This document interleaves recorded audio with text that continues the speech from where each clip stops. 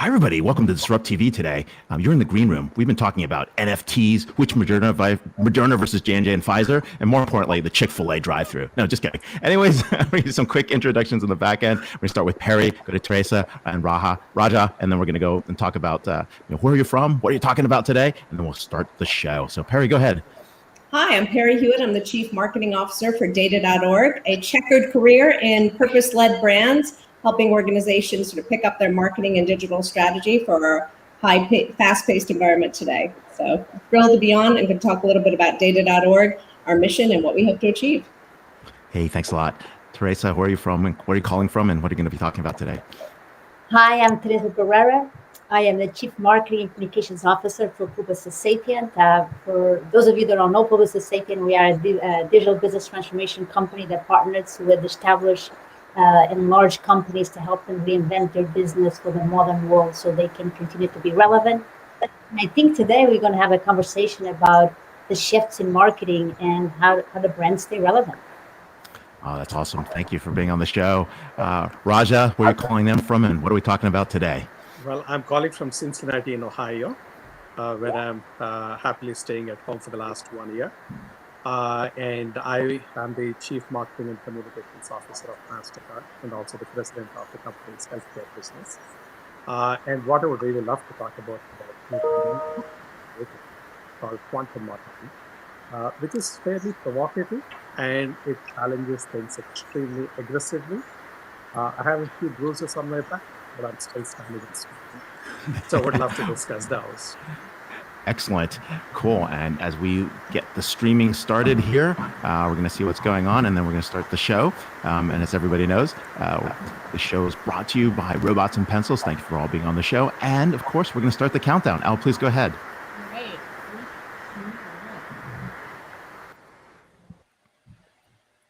Hello and welcome. Thank you for joining us on DisrupTV. My name is Vala Afshar. I'm the Chief Digital Evangelist at Salesforce and your co-host for the next hour. We welcome you to follow us on Twitter at DisrupTV Show. Send Ray, myself, our distinguished guests your questions using #Disrupt, and we'll do our best to answer them live during the show.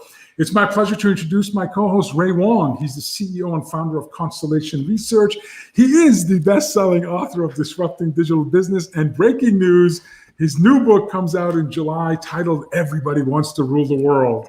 Ray is a regular television business and technology news contributor. You see him weekly on Fox Business, Yahoo Finance, CNBC, Wall Street Journal, and Cheddar. He's a global sought-after keynote speaker, and in my humble opinion, one of the top futurists to follow on Twitter at RWANG0. Welcome, Ray, to DisrupTV. Hey, thanks a lot. I'm here with my awesome co-host, Vala Afshar, prominent keynote speaker, customer speaker, evangelist, and of course, more importantly, he's on Twitter all the time. Everybody follows his insightful tweets for inspiration. CEOs, CMOs, CIOs, boardroom members, everybody. I keep hearing about Vala's tweet. Anyways, more importantly, he's an author himself, and of course, my awesome co-host and co-founder. But it's not about us. It's really about our wonderful guests. And this week, we're going to be talking about marketing from all different angles. Who's our first guest, Vala? Yeah, it's an honor and a privilege for us to have Rajamannar, Chief Marketing Communication Officer at Mastercard. Raja is an accomplished global marketing executive with more than 25 years of experience, the last 6 of which has been in the role of Chief Marketing Communication Officer for Mastercard and President of the company's healthcare business. Raja is consistently recognized globally as highly innovative and transformational leader in his field. Global Marketeer of the Year awarded by the World Federation of Advertisers, top 5 world's most influential CMO by Forbes, top 10 world's most innovative CMOs with Business Insider, and inductee to the CMO Club Hall of Fame. Every award you can imagine in this space. Raja has also been recognized as one of AdWeek's most tech-savvy CMOs. He recently assumed the honorary role of President of the World Federation of Advertisers. Raja has also been recognized by ANA Educational Foundation as the Marketeer of the Year. At Mastercard, Raja is responsible for successfully leading the company's marketing transformation, which includes deployment of cutting-edge marketing-led business models and at the core of the company, which we're going to talk about. Interbrand has ranked Mastercard as the fastest growing brand across all industries and categories worldwide in 2019. Raja is the author of an exceptionally great book titled Quantum Marketing, which we're going to spend majority of the show talking about. You can follow him on Twitter at RAJA Mannr. Rajamannar. Welcome, Raja, to DisrupTV. Thank you, Vala, and thank you, Ray. It's absolutely an honor and a privilege to be on this show, and delighted to meet both of you for the first time, and looking forward to our conversation. We are excited to have you. Given your experience, your depth, this new book, you put into play that marketing is facing an existential crisis. Let's start there. Yeah, this is probably the saddest time when I look at marketing today and where we are and what we are in the midst of. So firstly, a lot of surveys that have been done recently have shown that amongst the CEOs, more than 70% of them have expressed little or no confidence, either in their CMOs or in their marketing departments to drive business growth. Now, that is not a good situation to be in. Number two, many CMO roles are getting eliminated.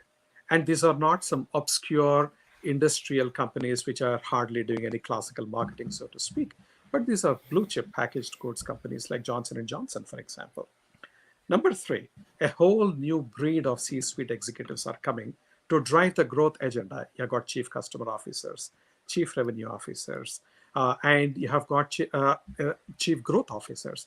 Now, if you take away growth, customers, and revenue, what else is marketing left with, right? I know. Finally, what's going on?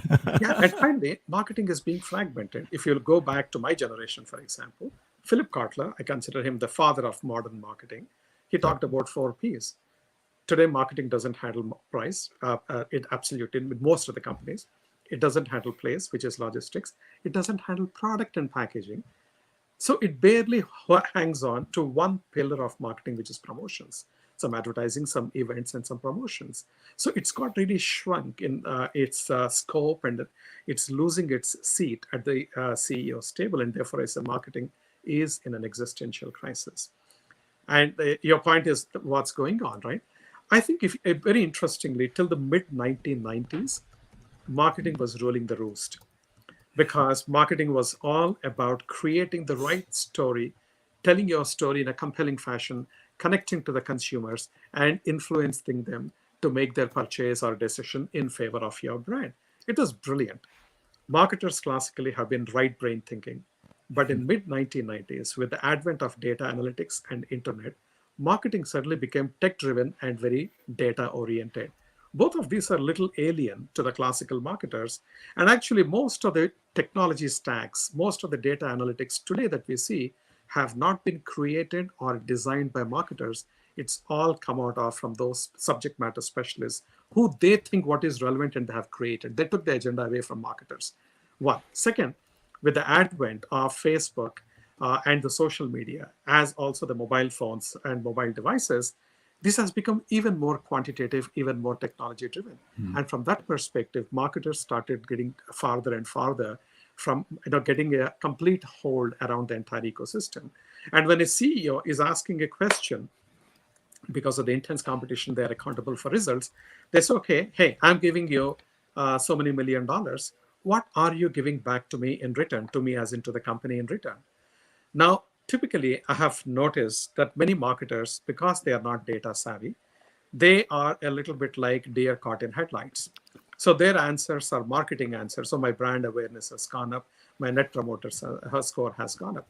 But then those answers destroy immediately your credibility as a marketer. Because you cannot give a marketing answer to a business question, because it looks like you're hiding, or you're hiding behind jargon, or worse, you're doing some fluffy stuff that doesn't impact business. Come on, we love vanity metrics, Raja. Come again, sorry? We love vanity metrics. I know, that's true, but it doesn't help the cause, right? Because that, the trust has been eroding for years now. And my worst fear is we are just about to enter what I call the 5th paradigm of marketing. Each one of the two, we are right now at the edge of the 4th paradigm, and we are about to enter the 5th. Each one of these paradigms was ushered in by 2 technologies at a time. But now there are 24 new technologies which are coming at us like a deluge. The data proliferation is going to be amazingly high. That if you think that today we are swimming in data, we haven't even seen the beginning, because every single connected device is spewing out so much of data. And also simultaneously consumer privacy concerns, and how do you respect the data, the privacy, how do you secure the data? All these issues are coming, and marketers actually are in a perilous situation unless they get their heads around. But on the other hand, this is probably the most exciting and inspiring time to be in marketing, because data and technology democratize the playing field pretty significantly, and companies need marketing to differentiate and to win. So this is the marketer's moment to really seize and win and bring back the gravitas and the glory of the function. That's amazing. That's amazing. Raja, next week, Time Magazine is hosting a CMO roundtable on purpose, marketing, and the evolving role of brands in society. And the attendees were given homework assignments. So I'm fortunate to attend this roundtable hosted by Time. And it was a paper written by Jerry Wind, professor of marketing at Wharton School. And in there, he references your work. So part of my homework assignment was to read Raja's thoughts on purpose and marketing. And in there, you said the philosophical framework is that this is the time when we will serve our customers as opposed to sell to them. The role of the CMO is therefore build and nurture the brand for the long term, drive the business growth, and use customer insights to establish the competitive advantage of the firm. Tell us about how you define quantum marketing. And by the way, it's a pleasure to get ready for this roundtable by reading your thoughts. So it's pretty cool that you're now on the show with us. Really honored. See, the way I look at quantum marketing is as follows, right? Let's start with physics. Physics is the science with which you try to make sense out of everything around you in the physical world. Newton's laws of gravity, or Newton's laws of motion, then laws of gravity and electricity, magnetism.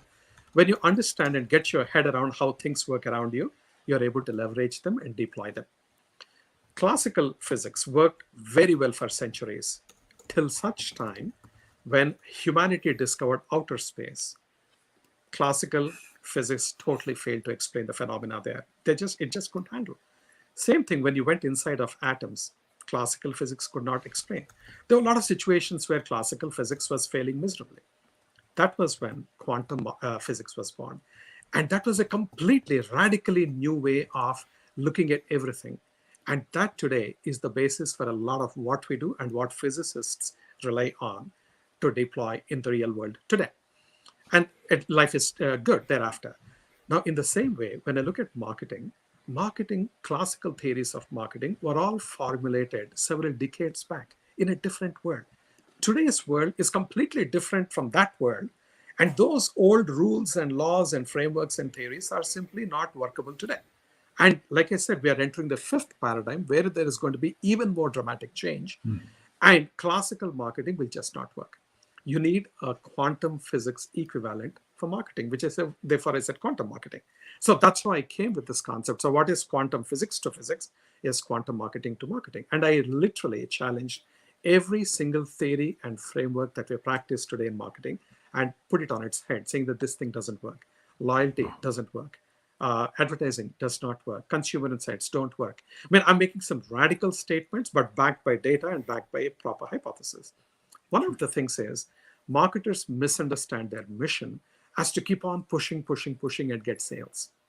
Now, you need to generate leads for sure. There's no question.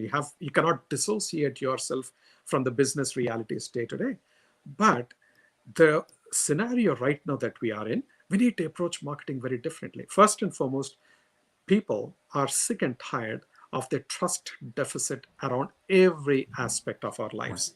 Whether it is news media, whether it is the politicians, whether it is the marketing, which they feel is very deceptive and cannot be really believed, and so on and so forth. People are looking for anchors of trust. So companies have to realize that trust is going to be a huge differentiator. In fact, it's going to be essential to succeed tomorrow. Number two, in order to build trust, other than transparency and good practices and operating with integrity, consumers are looking for companies to do things beyond their own profits. So every company pursues profits, not a bad thing by itself. But they're saying don't only be solely profit-minded, also be focused on the society. Now, and that actually engenders trust. So long as you're not trying to do those good things for the society, you're not purpose washing. Today Black Lives Matter is being talked about, so let me hitch on to that. And then yesterday it was, something else that is there happening, healthcare workers. So let me latch onto that, or small business. No, it's not about following the social trends and latching onto those. You need to have a clarity of purpose and a consistency of commitment. Once you have that, marketing brings that purpose to life. That's what marketing should be doing. Brilliant. On the one hand, and cause marketing should not be confused for purpose drivenness. Like purpose is like a North Star, and cause marketing is like the roadmap.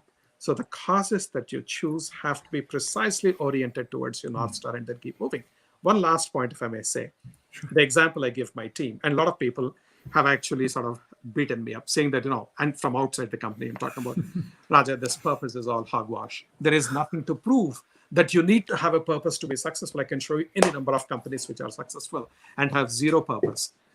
Now, here is my point. I'm laughing because I can't think of any, but go ahead. So if you are talking about from a business advantage perspective, purpose is making a difference, right? It is actually, I can see the results in so many cases. Okay, and number one. Number two, more important than that is purpose is about philosophy. And the example I give is, suppose I'm sitting at this table with a fantastic feast laid out on my table to eat, and I'm just about to eat. And then along comes a poor, thin, malnourished child, very hungry, did not have food. And if he is standing in front of me, what do? I said, I ignore you and I keep gorging my food. Or will I be a decent human being, half decent human being, and share some of this with that kid? Because by giving something to the kid, I'm not depriving myself. I have got surplus here with me. So would you not share? Would you not help somebody in need? To me, that is the example. If you are the kind of person who wants to ignore that kid and keep eating and keep enjoying your food, I don't think you should be in marketing. You should not be in business, actually. That's not the ethic with which you have to work. That's how I will approach it, right? Brilliant. And so purpose, irrespective of whether it gives you business results or not, it is a philosophy that you have to follow to be a good, decent human being before the distinction between purpose marketing and cause being the roadmap, really, really smart. I hope our listeners are taking good notes. As a former CMO before joining Salesforce, I should have read Quantum Marketing. It would have helped me extend my tenure as CMO. Go ahead, But Ray. it wasn't out yet. How would we know? I know. But I should have just followed his tweet stream. I should have followed his podcast and all the other. And given the millions of followers that you have got, you must tweet about my book. You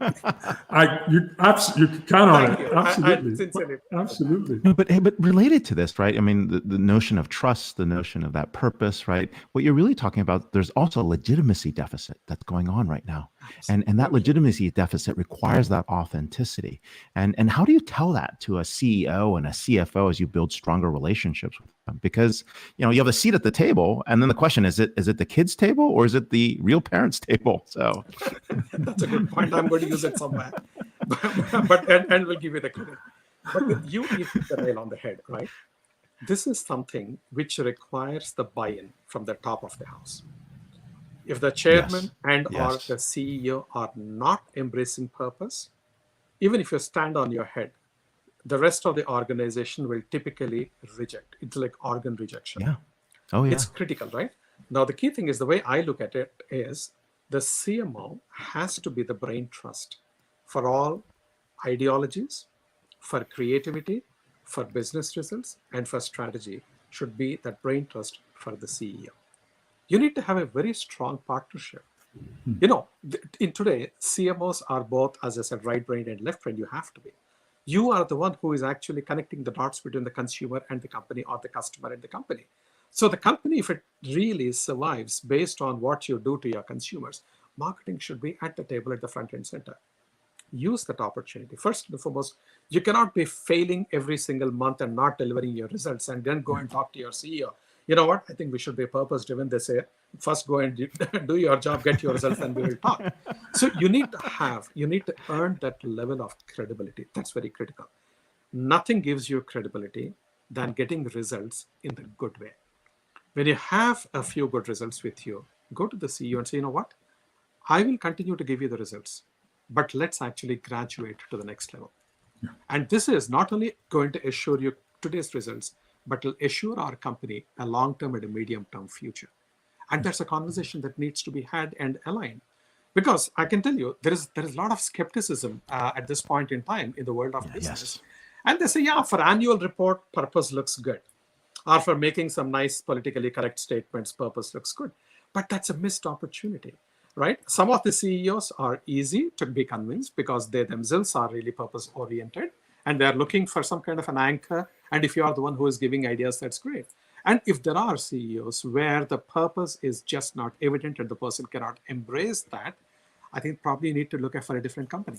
Yeah. Because I think it is very critical.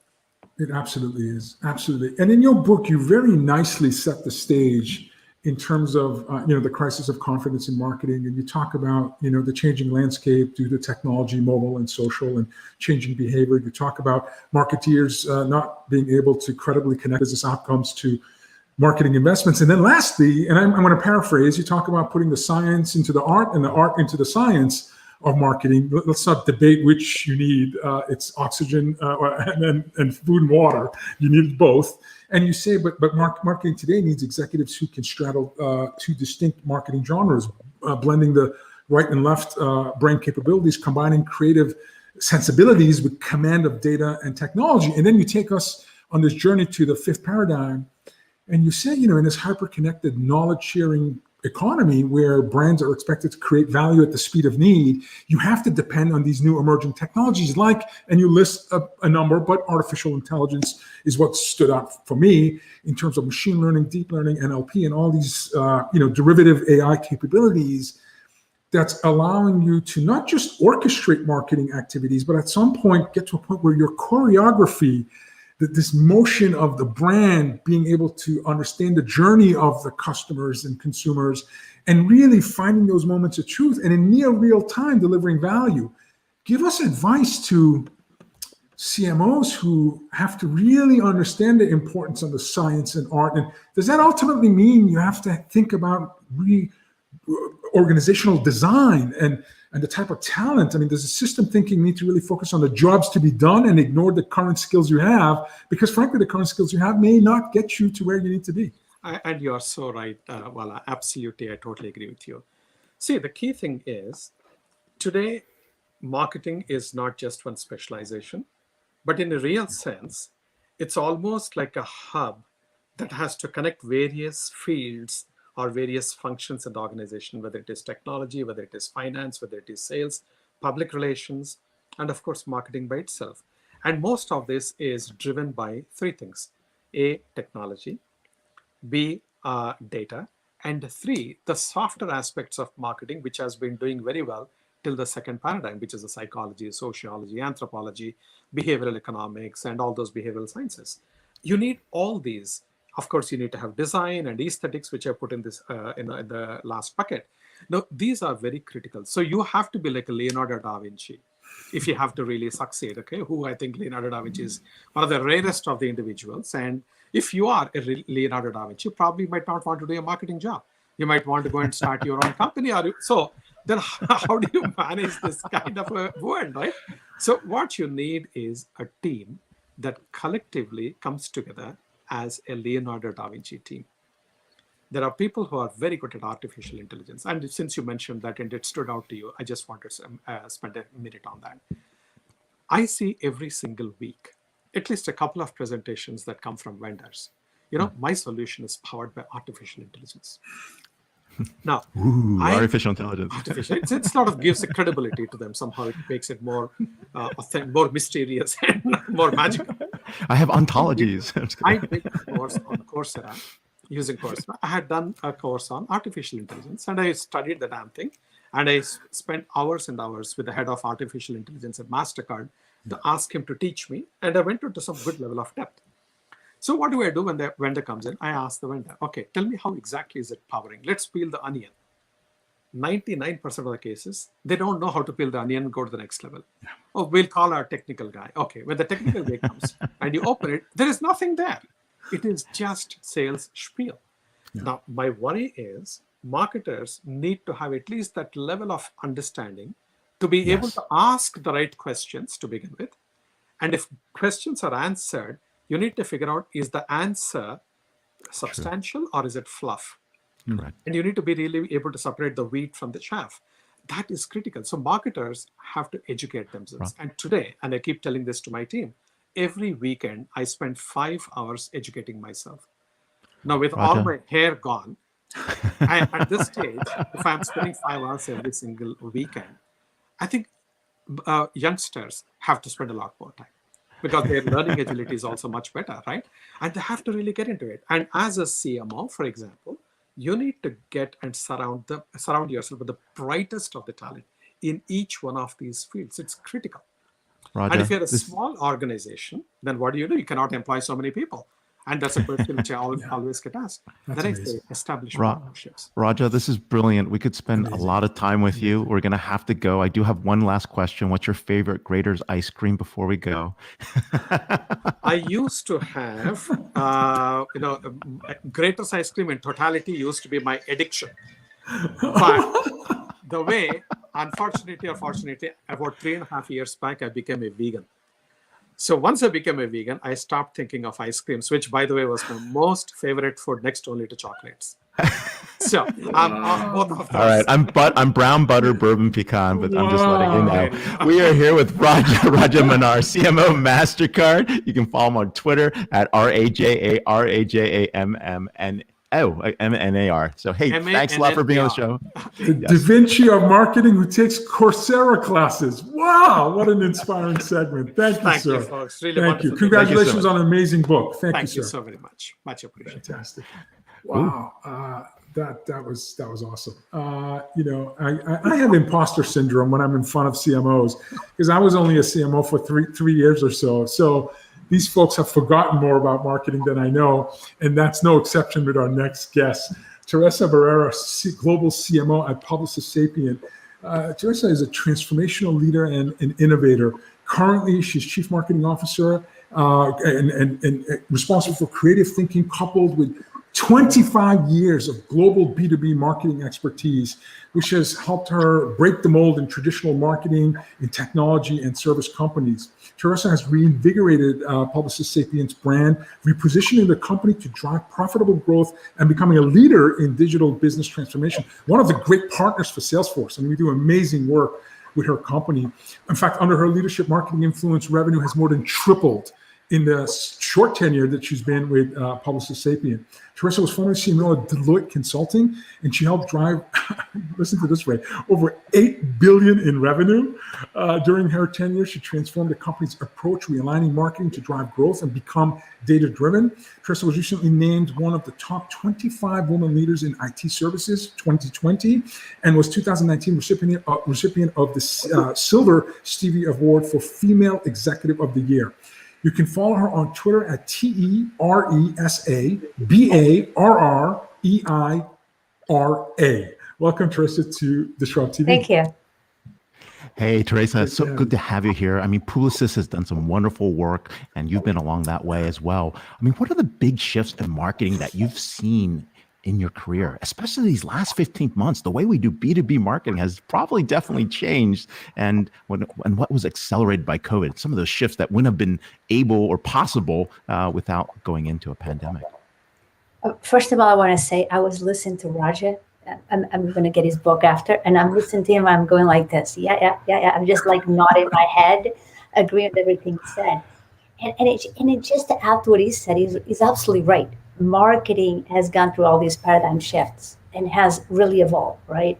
And I think more than any corporate function. And some of the things he said, I totally agree. And some of these shifts include, like he talked about data, he talked about proliferation of channels, personalization, automation.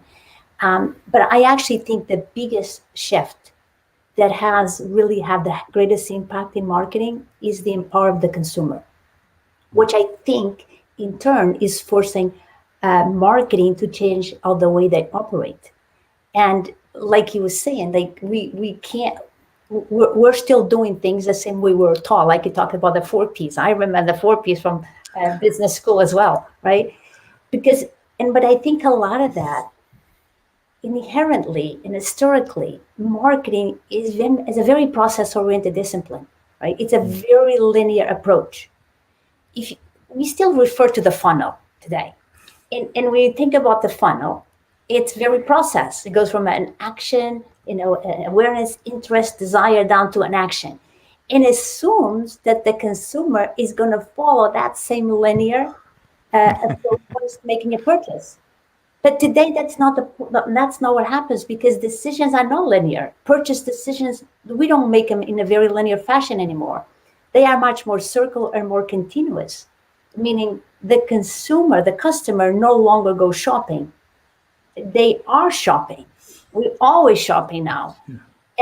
And I think, like what Raja was saying, this really forces marketing to stop acting. I use this analogy of an assembly line. So if you think back in the 90s, it was more like an assembly line. Then because of data, we start acting more like a trading room floor where this got made in real time using data. But what I think is going forward, it's going to look more like a science lab where we can experiment with different configurations, and we're going to have to learn how to operate in a constant state of beta, where speed and progress become much more important than perfection. And to his point, it does change the role of the CMO, and I couldn't agree with him more. That has to be focused on purpose. But I also think, because CMOs used to be the custodians of the brand, right? And then they became the drivers of growth. And some people still not even there. A lot of organizations, marketing still not accountable for growth, right? But I think that I totally agree with them that that's to be about purpose. But I also think the opportunity for CMOs, and I do think that I agree with them, it's an exciting time to be a CMO, because the opportunity is also for the CMOs to help reimagine the company, and to have reimagine change. What is the company, the strategy is going to look like? So that partnership that he talked about with the CEO, it is so important.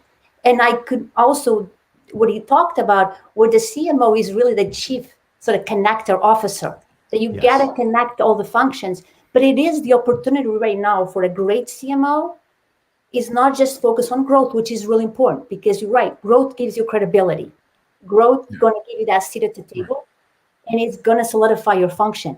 But you got to know going forward, you got to think about, how do I help reinvent and reimagine what is the future of the company, of the business? And I think that's the greatest opportunity. That's amazing. What a great insights you just shared with us. It feels like when I listen to you, I hear a whole new set of P's.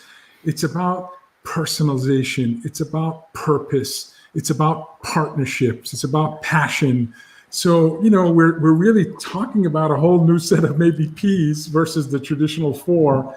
Tell us about how you're leading your team. You're talking to us right now from Toronto. You lead a global marketing team, especially during the last 13 months in this decentralized, digital-only world that we've been in. How have you changed your leadership philosophy and practice during this time, as you really brought relevance and vitality to Publicis Sapient as the CMO? And before I answer that, I want to add one more P. I think is a really important one, which is product. Product in the sense of product mindset. Because I believe, I use this, I tell my team every day, product is the new campaign. It's not product from a physical product. Like my company, we are a service company. Sure. But you got to adopt that product mindset, which is of a continuous evolution, is iteration. Like things are not finished. And I think for a lot of that is like, to me, the most important P right now. How you move from the campaign era to the product era. And I gotta tell you, it's very scary, especially for a creative. If you tell a creative to say your design, right? Your design is not finished. Yeah. That's a hard part. So I think that's an important piece to just add to your collection of pieces there. But to go back to your question, how am I leading the team? We are a very distributed organization. And so when the pandemic started, for us to work in a distributed model was not something that was strange for us, because we are already working like that. So it was easy to adopt. Obviously, now we're working at home with our children, our dogs, our pets, our parents. So that part was new. But I think for me, what I learned from this pandemic is actually the biggest lesson is to lead with empathy. And that has been the most, actually, for me, the most rewarding experience, to listen, to be open, and to share and much be more candid. What I started doing when the pandemic started, because to keep everybody connected, every 6 weeks I meet with my team. So I have 9 leaders in my team, and they have their team. So I meet with each individual leader in their team, and we just have for an hour an open conversation. And I think what that had happened for me personally helped me to share even my own personal story with my team. You know, I am an immigrant. I came, I'm Portuguese. I immigrated when I was 16 and a half. And even those conversations made me become much more comfortable speaking about my own personal journey and background. And I can tell you, previously, I was not as open, as comfortable discussing things like my upbringing, my own struggles being an immigrant, and I'm a minority in the United States. So opening up, giving the others also permission to share. And what the biggest rewarding part for me is to see the impact that has made in teams, particularly in younger talent, and how inspiring that's become for them. I tell you, I'll share a quick story if I can. Sure, please. Yeah, please. I meet with a group of, I pick about 3 young members of the team, and we have sort of a coffee chat once a month. And I had one woman the other day, we were having this conversation, and she said, and she shared me her story, and her story was about how the pandemic helped her become comfortable with the uncomfortable. Mm-hmm. And what it did for her, she said, you know, traditionally, I was a person that I would sit in meetings and I would be quite quiet. I wouldn't be the person to speak up. I would sit maybe in the back of the room, lean back, and don't really share, just to be an observer. But now we are on Zoom, and you can't really sit back. Right? And you don't get to pick your seats when you're on Zoom. Right? Like Zoom distributes what people say. Right? It actually became a great equalizer, because there's no level here. We all sitting. Nobody gets the top seat at the table. We all have equal seats. And because you're on there and you're just right there, the camera is on you, you really can't hide. So she said, I found my voice. Wow. And also being at home made it more comfortable. And she said, this is the greatest thing for me. And this young woman, she's been so vocal. She presented at the company leadership just a couple of weeks ago. It's something she would never be able to do a year ago. So there's a lot of things that as positive that come out of this. That's amazing. Democratizing access to all contributors, including single contributors, young single contributors. That's a great example of a silver lining of the pandemic. And hopefully she's developed those confidence muscles that when we do get back to the new normal, and next time she is in the office, she's sitting at the head of the table, head held up high with a smile, ready to present. So that's awesome. Absolutely. Awesome. And I just love those stories. So yes. Amazing. Yeah, I know. And I think some of those leadership lessons learned is really about helping to find voices or give people voices where they wouldn't have before. So definitely, especially for introverts, I think this has also been hard for people. Like, not only suddenly do have to talk, so helping them and coaching them and guiding them there. But it is interesting, right? We're a year from the pandemic. Is there anything you would have done differently, knowing what you know now? Well, I think one thing on a personal side, if I knew I was going to still be here in Toronto a year later, I would have moved to Portugal.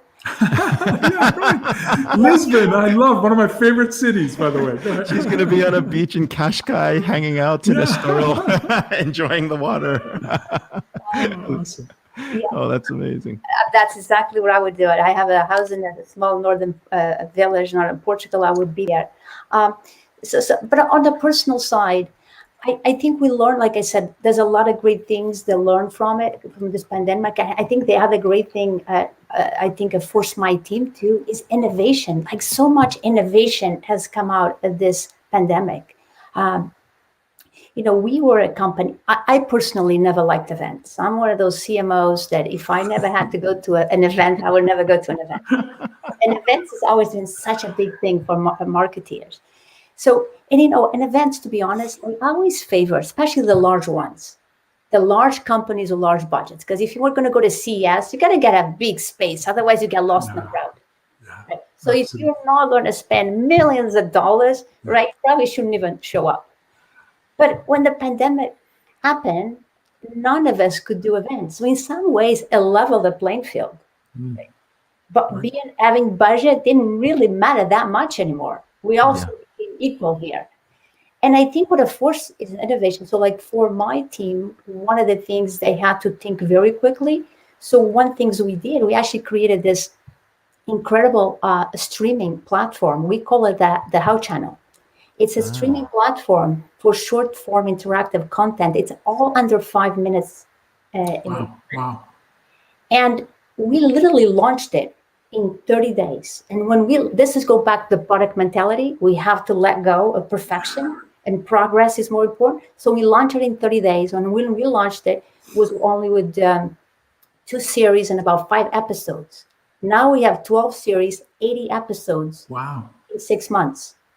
And in part of the amazing thing it has done as well, we found raw talent people in the company that are really great on video, because everything is on video. And we also discovered that our clients are actually like more authenticity. Sure. Look at your show. You're a fantastic show with amazing guests, including me and Rajan. But you do, right? And you have a huge following. And you probably don't spend millions of dollars in setting up this studio. We're actually embarrassed to tell you our budget. Yeah, it's not even thousands, let alone. Anyway, sorry. Because as you said, we know that the product for us is you. Yes. It's our guests. They're not tuning in to listen to Ray and I. Believe you me. Sure they do. It's our guests. But it's authentic, right? And it's informal. I actually think that is important. And people, I think, after a year looking at this, they said the production value is not that important. And I think we'll learn with our How Channel. We do it all from people's homes as well. And it's been a great success. But again, it forced us to do things that probably we wouldn't be comfortable doing because we thought wouldn't be accepted. That's great. This is my last question to you. And my 18-year-old daughter just got accepted to Bentley University, Boston-based. Congratulations! Thank you. And she's going to study digital marketing. So she's and a minor in data and analytics. What advice would you give to an 18-year-old who loves storytelling, loves connecting in people, and believes that marketing can be a very purposeful career? Is there advice as an extraordinary, accomplished CMO running multi-billion-dollar budgets? And I promise you, she's going to watch the show and take notes of your advice. First of all, that's an amazing university. So congratulations. Thank you. I have a 17-year-old as well, and he's be going to university next year as well. And one of the things I think, actually, she can combine marketing or some liberal arts with data management. I do actually believe it is the right thing to do, because I have a practice in my team of about 12 data science type folks that do all data analysis and look at the insights. But the hardest part is to find people that can do both. They can look at the data and tell a story, because as Raj said, data is everywhere. And we can tell whatever stories we want out of data, but what is the story you want to tell? And then most people is the hardest part. So if she can do that, measuring those, it's phenomenal. And so great for her, congratulations. In terms of advice, look, I guess if I look back at my young self, the advice I would tell her to say, look, be yourself. When we we enter the workforce, we tend sometimes I look back at myself to try to fit into a mold and to try to adapt and to try to fit what their organization wants us to be. And I think sometimes we lose a little bit ourselves. And I think that we are our best when we bring our best selves to work, because those experiences, our backgrounds, that's what makes who we are. So I would say, don't ever give that up. Bring that to you, because that's who you are, and makes the company better, because those things go into the product as well. So that would be my advice looking back at sort of what when I was young, what I wish I did more.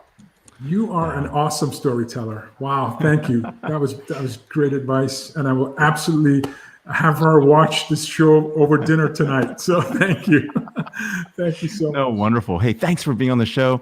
We're here with Teresa Barreira, Global CMO of Publicis Sapient, and we're going to see her somewhere between Minho and Porta, somewhere in Costa Verde soon. Thank you. Thank you so much. Show in Portugal next. We will. Oh, yeah. We should do Wow. live. We should do it live from Portugal on a northern beach. I'm in. That would be amazing. That would be amazing. Thank you so much, Teresa. All right. Thank you. Thank you. Wow, Ray. Wow. Okay, so this is what we call the cleanup hitter spot. Both our next guest and myself, being Boston, and I'm not sure if Perry's a Red Sox fan, but again, this is where we expect a grand slam, and typically with Perry, that's a sure thing. Our next guest, final guest, Perry Hewitt, Chief Marketing Officer at data.org.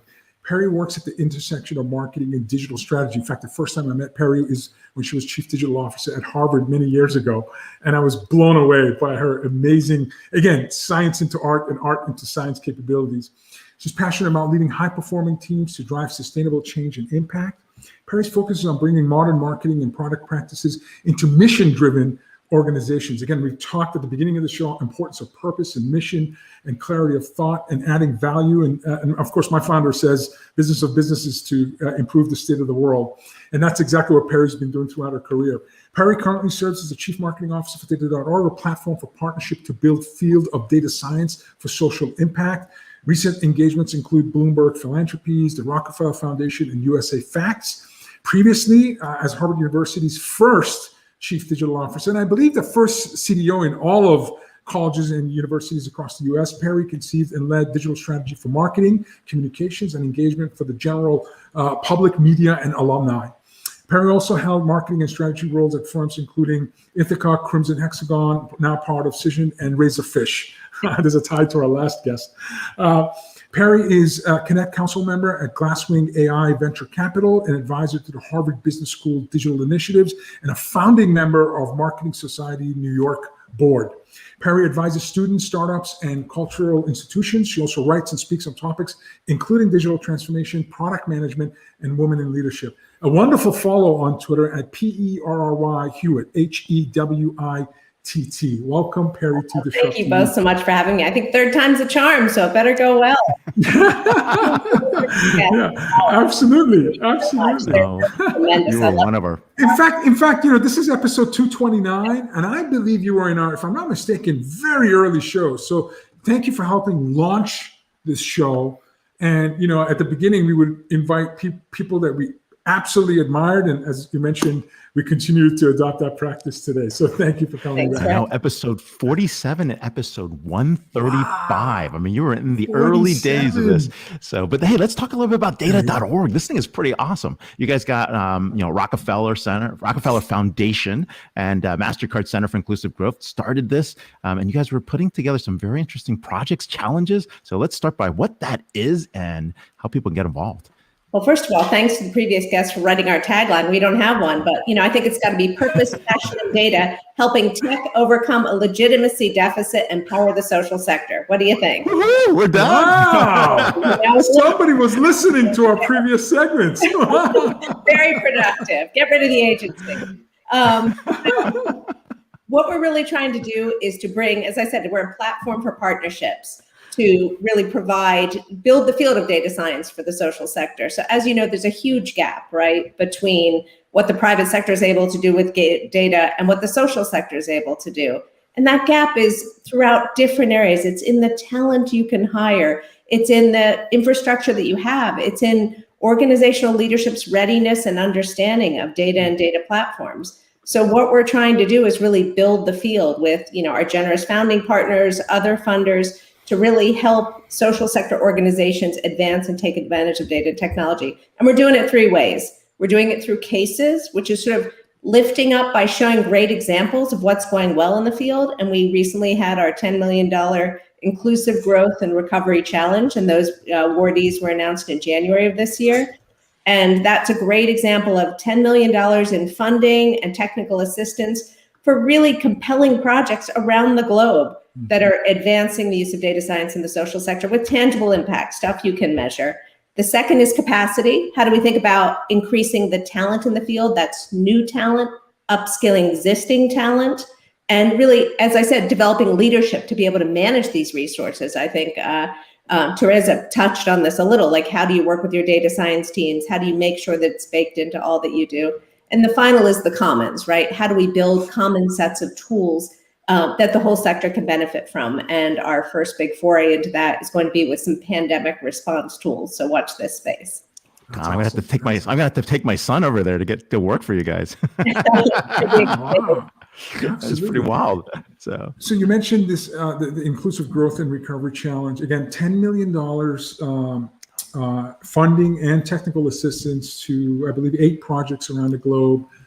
These are projects like making data work for women, innovative AI for women's financial inclusion, empowering women entrepreneurs with data science, use of business intelligence for informal workers. One that was interesting to me was your virtual cold chain assistant, where, so India is one of the world's largest food producer, yet 25% to 35% of the food produced is wasted due to lack of proper refrigeration and other supply chain bottlenecks. So only 6% of food produced in India currently goes through a cold chain compared to 60%, an order of magnitude more in developed countries. So that's one project that, I found interesting because I didn't know this massive constraints that food producers have in India. Is there any one of these initiatives that spoke to you? Can you, shed some light on, a remarkable project that changed your point of view in terms of not only a great need that exists, but a great opportunity for data.org to fund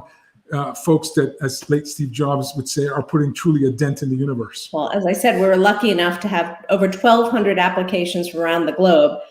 We selected 8, and the Paul Ramsey Foundation, the spirit of we're a platform for partnerships, the Paul Ramsey Foundation Australia came in and said, we want to fund a 9th.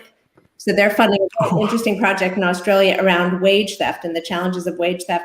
I think all of them are compelling in their own way. For me, the ability to, obviously, because I've made a lot of my career around the internet and internet access, the work the University of Chicago is doing for the Center of Data and Computing to really look at the ramifications of the digital divide. I mean, look, this pandemic, I appreciate hearing sort of the lessons learned from the pandemic, but I think what the pandemic has done is really shown a light on the incredible economic disparities, not only in this country, but around the world. And the lack of internet access has so many terrible consequences for families. If you think about kids sitting in McDonald's parking lots trying to do their homework, or adults trying to stay connected to their workplaces. In many areas, the provider's costs are excessive for the family to be able to afford.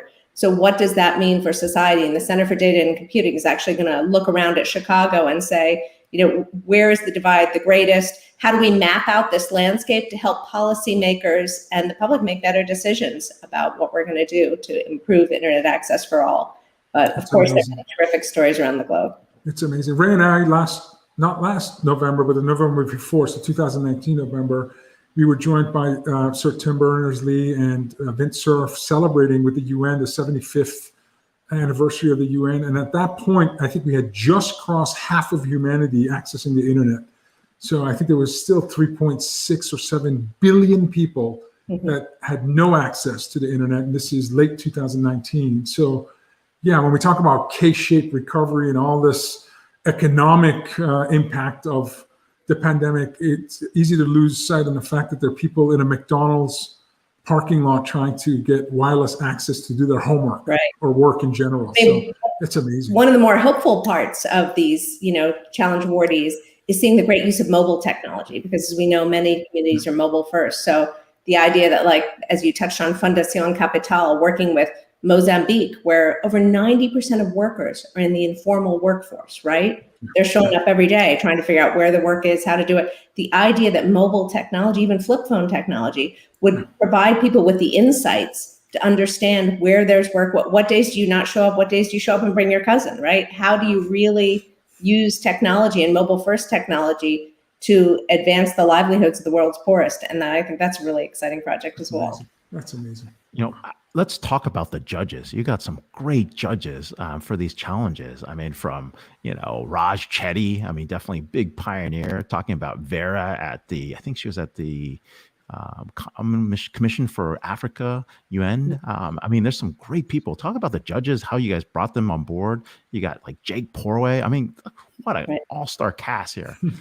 Oh, I can't take credit for bringing them on board, but it's an amazing group of judges who really gave a lot of expertise and insight to the project. We also worked with program partner DataKind, and there were more than 400 volunteer judges that did a lot of the nuts and bolts work of sifting through those applications. So it really was an all-star cast, and it was really reassuring to see how many people want to apply their skills to this area, which, sort of going back to the core message, that's why data.org is important. We want to be that platform, that matchmaking place for people and organizations to come together to apply these data science skills for social impact. Yeah, as long as I've known you, again, you've worked with a lot of mission-led brands. We talked about Harvard and Lincoln Center, Bloomberg Philanthropy, and now data.org. Much like the question I asked Teresa, what advice would you give my 18-year-old daughter, or anyone in general, maybe 4 years from now when she's successfully finished her undergrad and hopefully going to work and not asking mom and dad to fund grad school? No, I'm joking.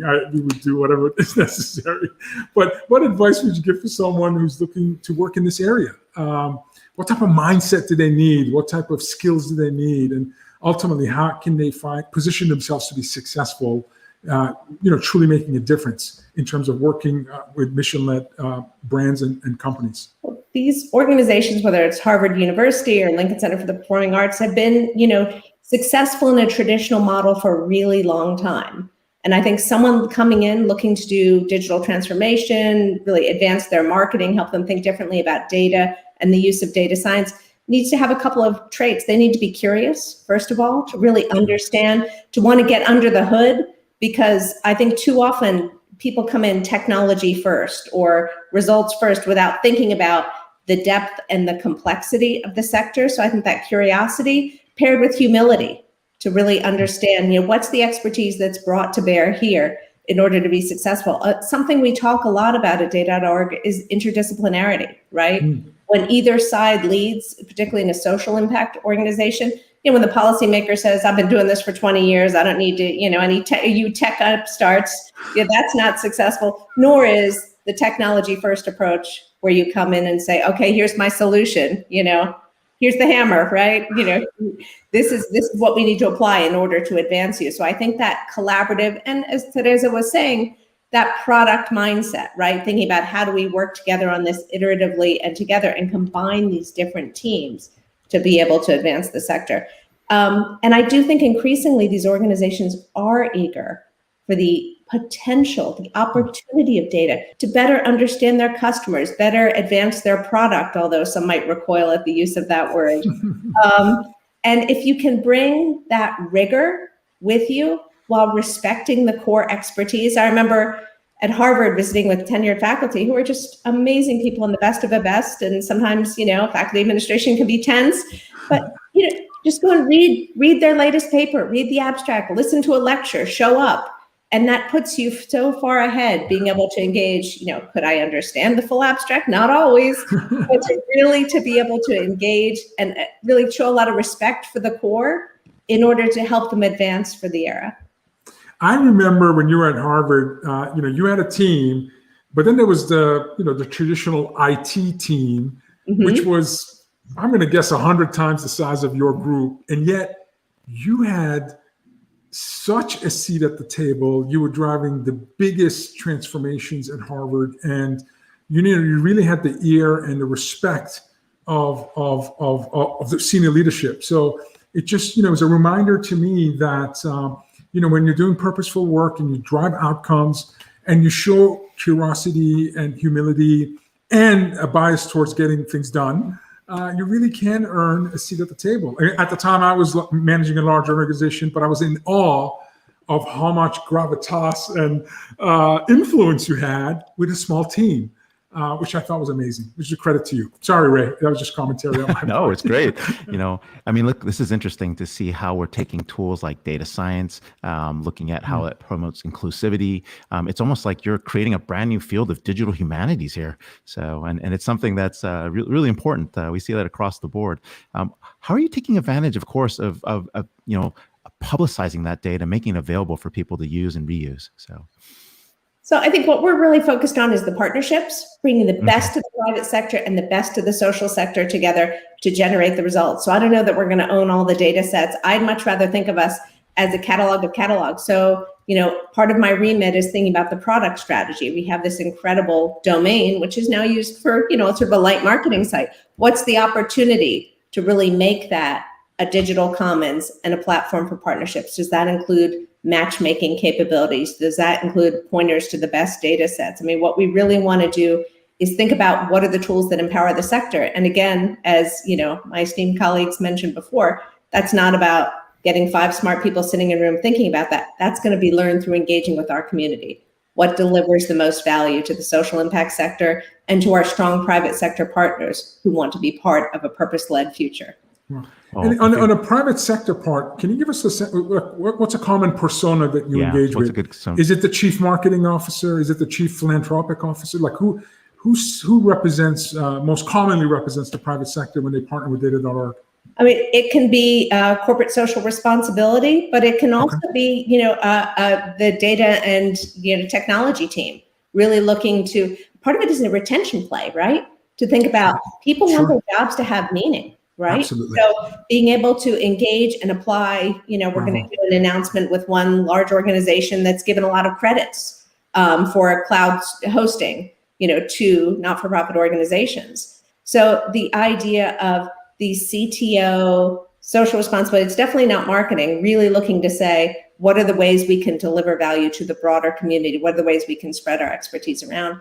And part of the beauty of being a neutral platform, right, is that you can pull in philanthropy, and you can pull in private sector, but we're a neutral platform for partnerships. So that's where these people can interact in a way that might not be possible in other settings. Terrific. Wow, this is great. Powerful. Hey, Perry, thank you so much for being here. Perry Hewitt, Chief Marketing Officer, data.org. You can follow him on Twitter at PerryHewitt, 3-time shown at DisrupTV. Thanks for being here again. Thank you, Perry. Take care, gentlemen. First ballot Hall of Fame DisrupTV inductee. Holy, 3 incredible marketers, 3 important viewpoints all at once, Vala. This is crazy. This was a 1-hour masterclass on marketing. It's I wish I knew these people when I was a CMO. I would have been much better CMO. I would have served my company in a much greater capacity. It's funny, you think you know a lot until you learn a little. And the Quantum Computing book is a must read, highly recommend. And just Raja, Teresa, Perry, all 3 incredible. Again, the reason why I love this hour, Ray, because our guests expand my mind. And that's just a privilege to be able to have that opportunity. And next week, episode 230. By the way, in the green room, I think I mentioned we just conducted our 700th interview.